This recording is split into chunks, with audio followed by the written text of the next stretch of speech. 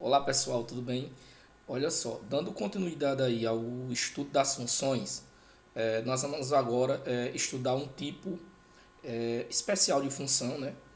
Que é uma função muito utilizada no dia a dia, em diversas situações, que é essa daqui, ó, função afim, certo? Função afim, tá? Então, isso está na página 107 do livro, tá? Página 107 do livro. Então tá aqui, ó, página 107, certo? Então, função afim. O que é uma função afim? Definição de função afim. Um vendedor, tá? Então, mais uma vez aqui o autor vai usar uma situação real, tá? Uma situação hipotética, tá? Uma situação real.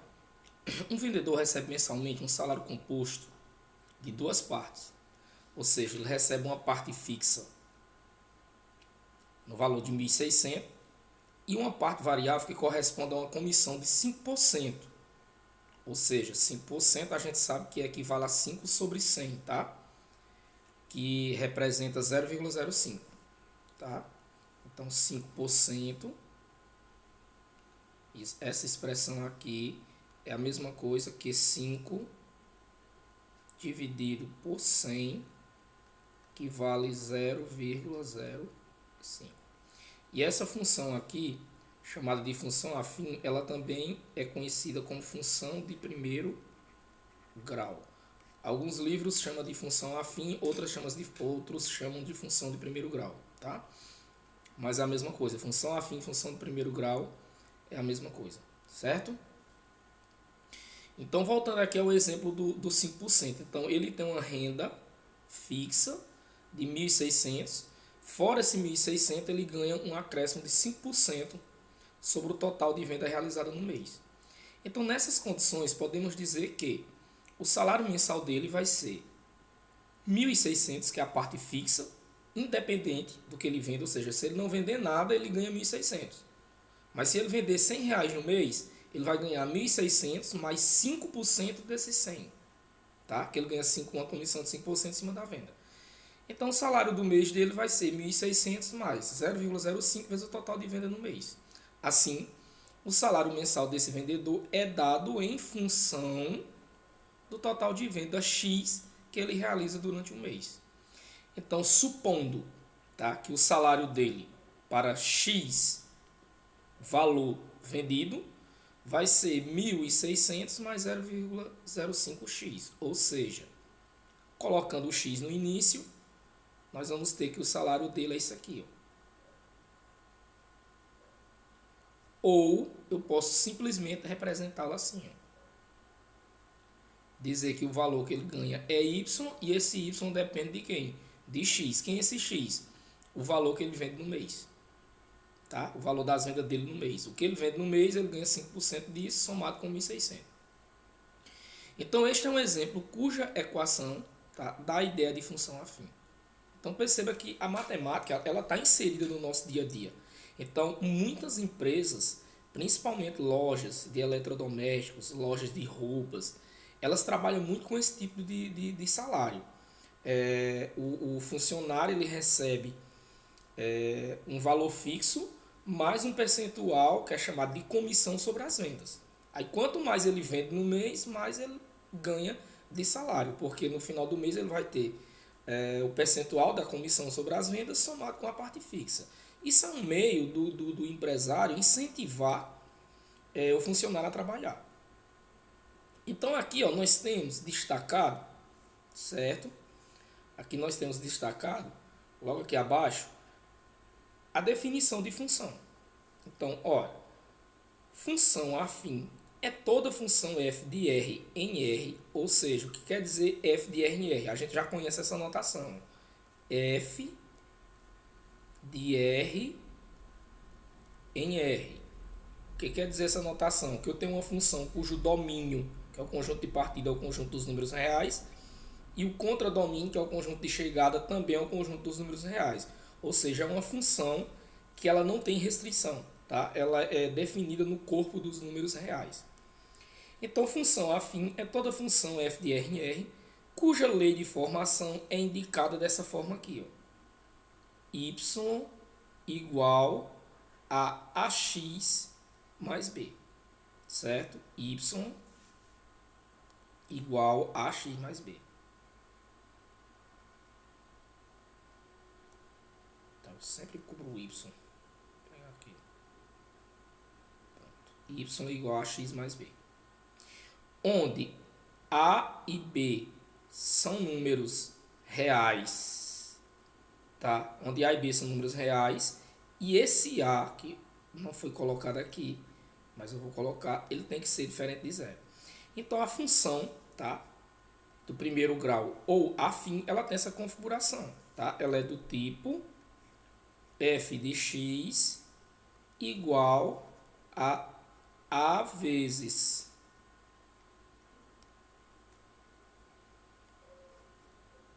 a vezes x mais b. Onde esse a aqui, que é o coeficiente que multiplica o x, ele tem que ser diferente de zero. Porque se ele for zero, esse termo aqui desaparece e ela fica uma função constante, ou seja, ela não vai ser uma função afim. Tá? Já o b pode assumir qualquer número real, inclusive zero. O a assume qualquer número real, positivo, negativo, inteiro, fracionário, com exceção do zero. Então, gente, é muito fácil de identificar na função quem é o a, tá? E quem é o b. Certo? É muito fácil identificar quem é o a e quem é o b. Então, olha só.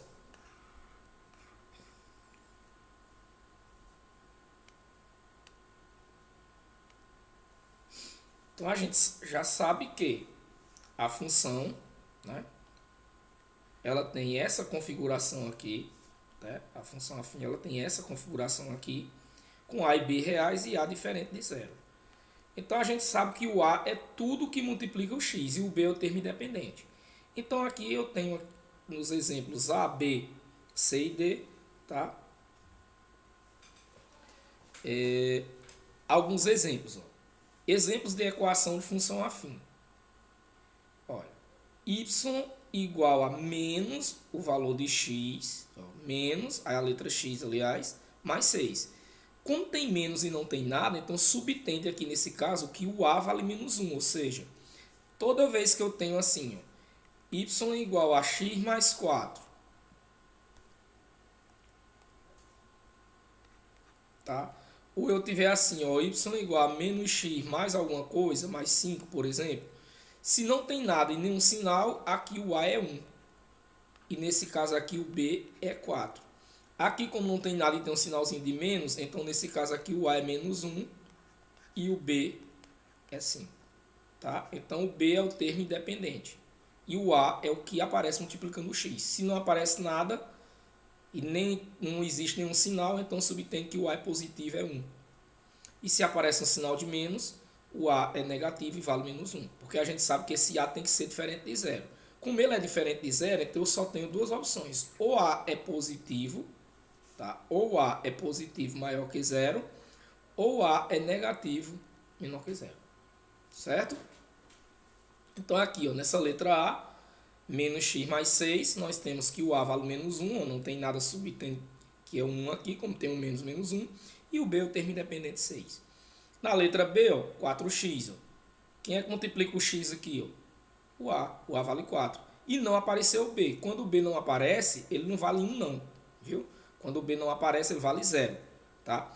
Quando o a não aparece aqui, o valor subtende que é 1, porque se eu tenho uma letra, tá? Vocês aprenderam lá em termos algébricos que toda letra tem um coeficiente, certo? Então, quando a letra está sozinha, subtende que o coeficiente é 1. Quando a letra está sozinha com sinal de menos, subtende que o coeficiente é menos 1. Então, nesse caso aqui, o a vale 1, aqui o a vale menos 1, tá? Aqui, nesse exemplo aqui, o a vale 4. O b não apareceu, mas o b não apareceu, então eu vou dizer que ele é 1. Não, quando o b não aparece, ele vale 0. No exemplo C, ó, tá assim, ó, com a fração, eu posso separar, ó. Essa fração aqui, 2x menos 1 dividido por 7, é a mesma coisa de 2 sobre 7 vezes x menos 1 sobre 7. Aí, nesse caso, quem é que multiplica o x aqui? 2 sobre 7. Então, o a é 2 sobre 7 e quem é o b? Menos 1 sobre 7. No exemplo D, o a é 0, tá? E o b é menos 2. Então, esta função aqui, ela não é afim. ela não é uma função afim. Ela é uma função constante, certo? Aí aqui, ó, eu tenho outros exemplos de funções, aliás, que não são consideradas função afim. Por que essa não é considerada uma função afim? Porque o x está elevado ao quadrado. Então, ela é uma função quadrática. Essa daqui não é uma função afim porque o x está no denominador. E essa daqui não é uma função afim porque o x está como expoente. Então, ela é uma função exponencial. Então, nenhuma dessas três aqui são exemplos de função afim. E aqui tem o exercício, tá? O exercício que vai ficar para vocês responderem, tá? Que é a questão aqui, ó. 26, 27 e 28.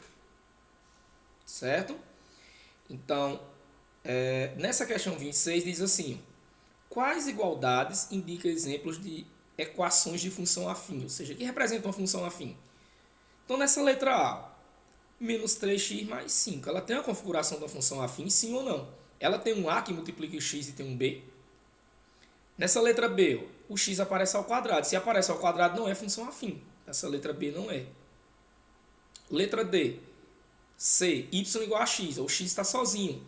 Então, quem é o valor aqui que multiplica o x quando ele está sozinho? E o B não apareceu. Quando o B não aparece, ele vale quanto? E essa letra C, será que é uma função afim ou não? Essa letra A, será que é ou não? A letra B não é, porque tem um termo ao quadrado. Essa letra D, será que é uma função afim? Aqui você vai usar distributivo. Você vai pegar esse 7 e multiplicar pelo x e também multiplicar pelo 2. Tá? Fazer aquele chuveirinho, como vocês costumam dizer. A letra E, ó, o x, na letra E, o x está elevado a 3. Será que é uma função afim, o x elevado a 3? A gente sabe que a função afim é a função que tem esta configuração aqui, ó. Y igual a A vezes x mais B com A diferente de zero. Tá? A e B números reais e A diferente de zero. Ou seja, com A e B pertencente ao conjunto dos números reais, tá? A e B pertencente ao conjunto dos números reais e A diferente de zero. Isso é uma função afim. Então, a que tiver essa configuração aqui vai ser considerada uma função afim. A que tiver esta configuração aqui é considerada uma função afim. Certo? Aqui não tem essa configuração, portanto, não é considerada uma função afim. Apenas aqui tem esta configuração aqui, essa característica aqui. Certo? Letra F. Ó, letra F tem uma fração, mas a letra não está embaixo. Então, essa expressão aqui, ó, é a mesma coisa que 1 sobre 3 que multiplica x. E aí, ela é uma função afim? Então, vocês vão analisar, tá? E responder aí todas essas letras, de A até H, tá? E dizendo se a função é ou não afim. E eu vou fazer um pedido, tá? Que aqui na questão não está pedindo. Além de dizer se ela é ou não uma função afim, eu quero que vocês identifiquem quem é o A e quem é o B, tá bom? Se ela for uma função afim, você identificar quem é o A e quem é o B da função, tá bom? Em cada caso. E se ela não é afim, você só vai dizer ela não é uma função afim e acabou-se. Questão 2. A produção de peças em uma indústria tem um custo fixo de R$ 8,00, mais um custo variável de R, unidades produzidas. Considerando X o número de unidades produzidas, neste caso, X é um número natural, tá? Tá aqui a gente não vai considerar que o X é um número real, certo? Porque ele está falando de número de peças produzidas. Eu não posso ter um número fracionado de peça produzida. Ou eu produzo uma peça, 2, 3. Eu também não consigo ter um número negativo de peça produzida. Então eu só posso ter um número natural. Por isso que tem aqui a observação. Então registre a lei da função que fornece o custo y de peças. Então olha só. Eu tenho um custo fixo de 8, mais um custo variável de R, unidade produzida, considerando X o número de unidades produzidas. Então, como eu vou conseguir fazer aqui uma lei que representa esse custo? Né? Então, qual vai ser aqui o meu custo? O meu custo vai ser 8, que é o valor fixo, mais, aí eu vou colocar aqui reticência a alguma coisa, para não responder para vocês, tá? Então perceba que a produção da indústria tem um custo fixo de 8, mais um custo variável R, que depende de quê? Unidade produzida. E esse X é justamente o número de unidade produzida.